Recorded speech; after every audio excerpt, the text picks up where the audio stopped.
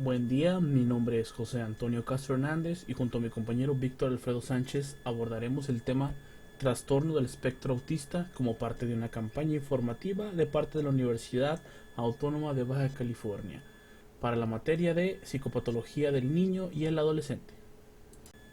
Trataremos los siguientes lineamientos: definición, criterios de diagnóstico y sintomatología, el estigma social y los mitos del TEA, evaluaciones, comorbilidad, consecuencias de no tratarlo y algunas recomendaciones finales.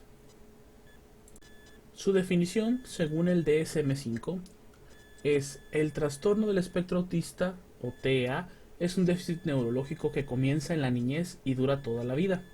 Afecta el comportamiento y el desarrollo de la comunicación e interacción social de quien lo padece.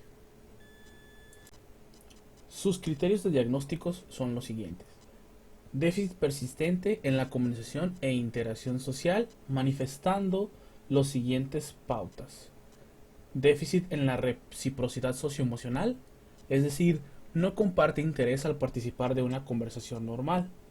Al momento de entablar una plática amena común, el niño o la persona que padece el TEA puede mostrar un comportamiento en el cual ignora completamente a la persona o puede parecer distraído con otras cosas mientras se le está hablando.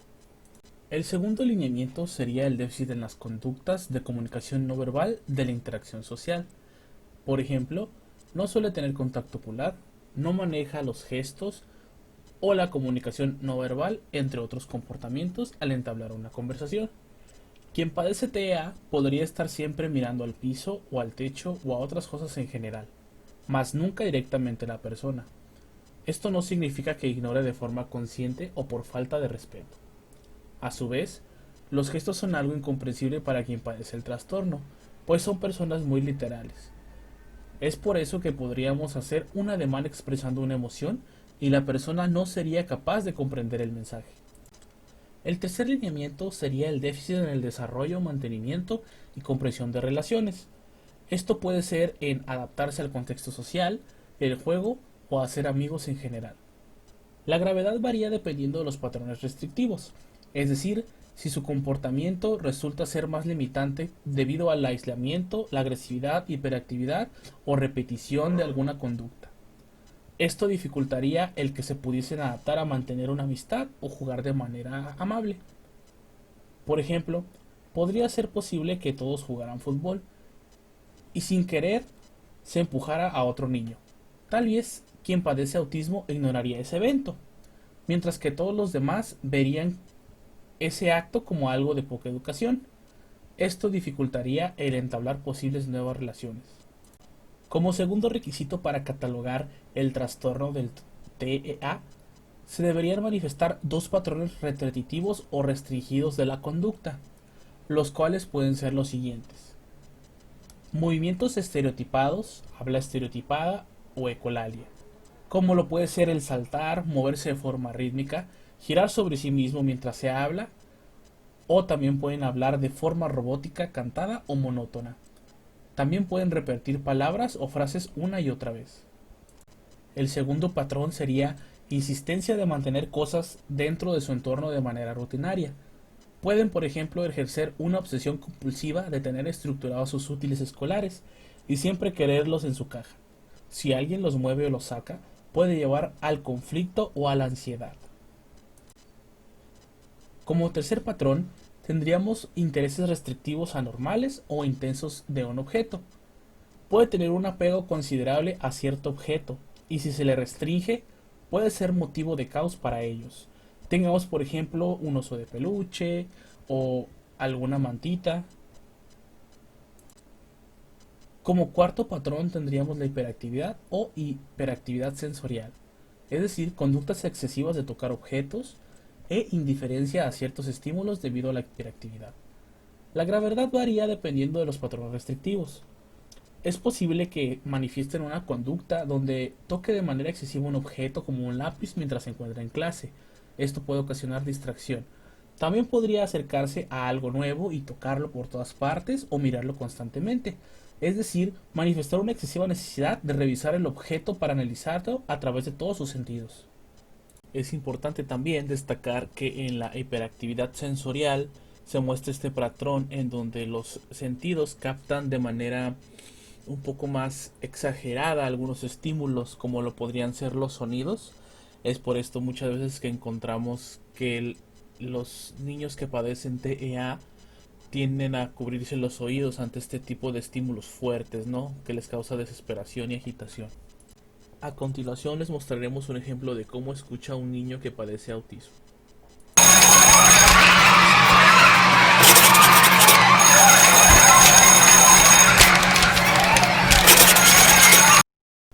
Como tercer requisito diagnóstico, los síntomas deben estar presentes en la infancia temprana o cuando el entorno lo demande. Pueden ser manifestadas las conductas de la persona que padece el autismo hasta que se ve afectado socialmente ante sus capacidades limitadas. Esto quiere decir que si no se manifiestan los síntomas a una edad temprana, porque a lo mejor en su entorno quien lo padece no tuvo que entablar muchas relaciones interpersonales, puede ser que no aparezcan. Pero al momento de asistir a la escuela, serán más evidentes las conductas restrictivas que no permitan al niño o a quien lo padece socializar de manera correcta.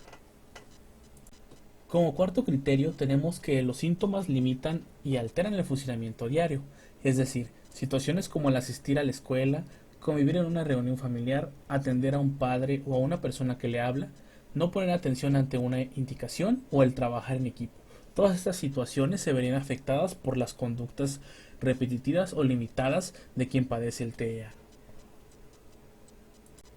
Como criterio final tenemos que la sintomatología no se puede explicar mejor por la discapacidad intelectual o el retraso global del desarrollo.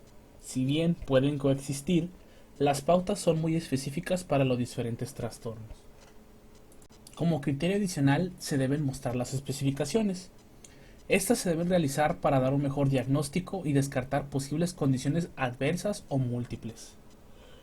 Debe remarcarse si existe discapacidad intelectual o no, si hay alteraciones o retraso en el desarrollo del lenguaje, si está asociado con afección médica, genética o ambiental, si está asociado a un trastorno del neurodesarrollo, algún trastorno mental o de comportamiento.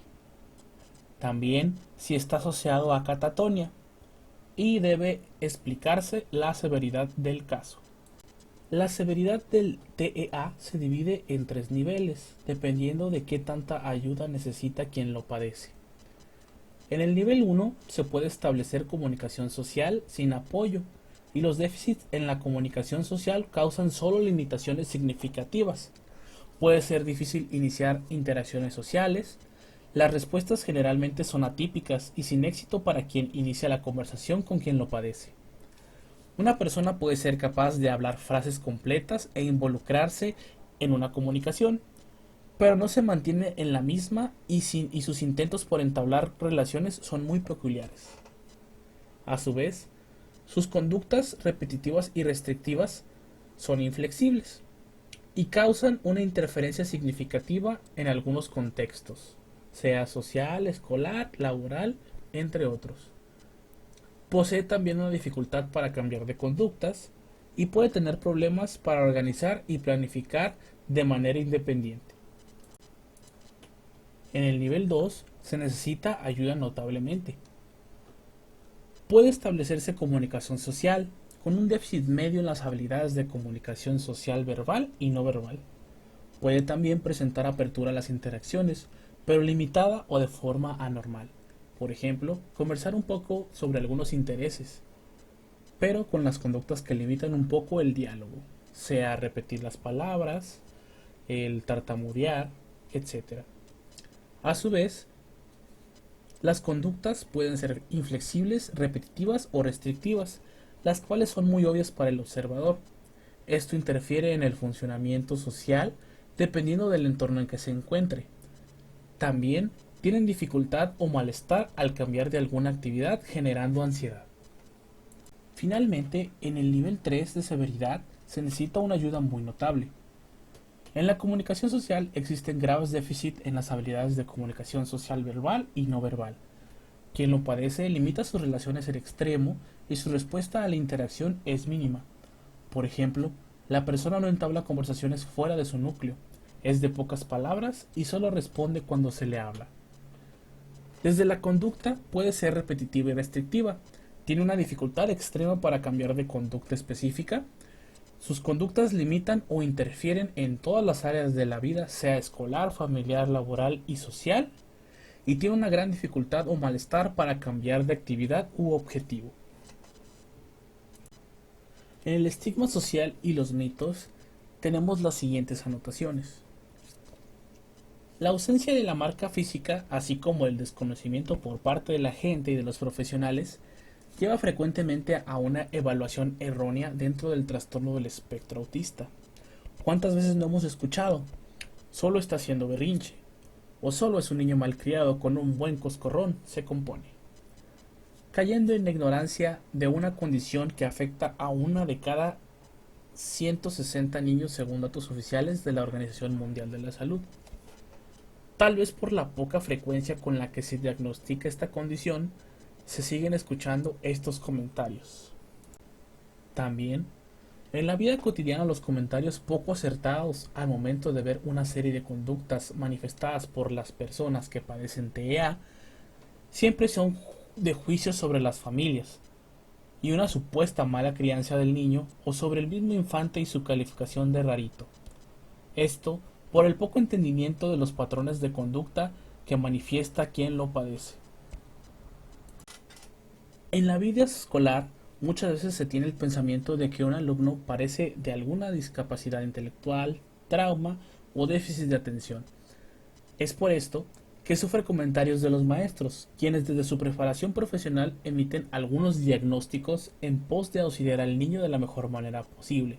Sin embargo, es importante remarcar que esto solo se puede lograr con la ayuda de un profesional de la psicología, para poder dar un diagnóstico acertado de qué es específicamente lo que tiene el niño y poder descartar si es TEA o cualquier otra discapacidad. Puede parecer peculiar, pero al denominarlo como enfermedad, muchas veces se genera la exclusión de los niños o personas que lo padecen. Son estigmatizados socialmente como personas con poca capacidad mental para lograr un desempeño educativo y social exitoso, cosa que es totalmente incierta.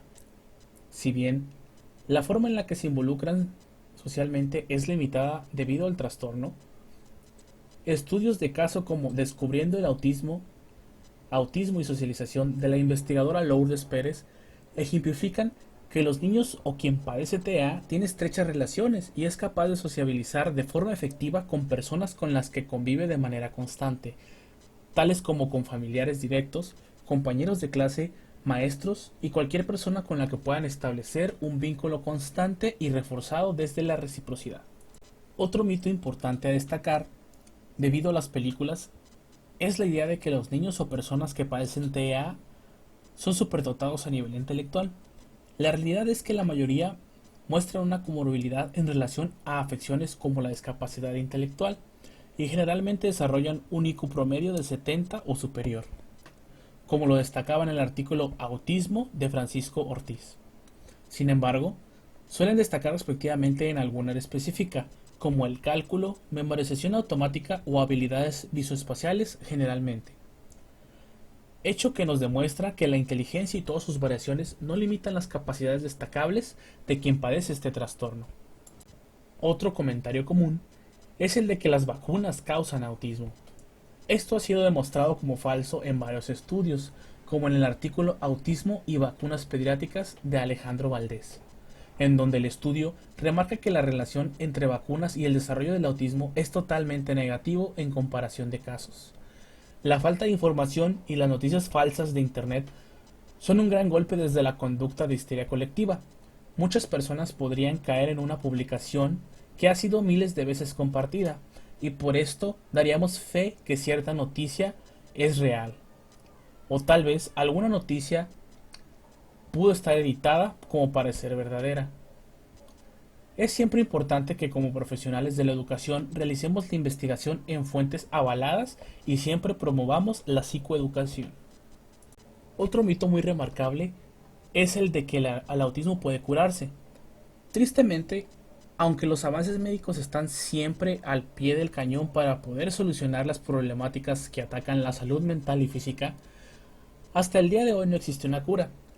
Lo que sí existe es el tratamiento pertinente desde la psicología para manejar la condición e introducir de manera efectiva al niño o a quien lo padece a una vida de calidad. Es muy importante remarcar que los remedios milagrosos siempre están a la orden del día, y puede que algunos parezcan emitidos por alguna marca médica reconocida y avalada. Lo cierto es que sigue sin existir alguna medicina que actualmente pueda eliminar el trastorno. El comentario de "están haciendo berrinche" se quita con disciplina dura. Más que una forma de educar, es un tormento más para los chicos que tienen esta condición, ya que no es un problema de disciplina, es una condición psicológica del infante. Lo único que se puede conseguir con esta forma de corrección es posiblemente la aparición de más dificultades a nivel mental, que limitarán el desarrollo efectivo de este infante. Como estipulaban Melanie Lendis en su artículo "Acoso y maltrato en el autismo", la consecuencia del maltrato puede crear otros trastornos e impulsar algunas comorbilidades de adaptación social, personalidad insegura, baja autoestima, alto nivel de ansiedad, carácter débil, inmadurez cronológica y estrategias inadecuadas de afrontamiento. Una idea errónea sobre quienes padecen TEA es pensar que prefieren permanecer aislados y evitar el contacto con los demás.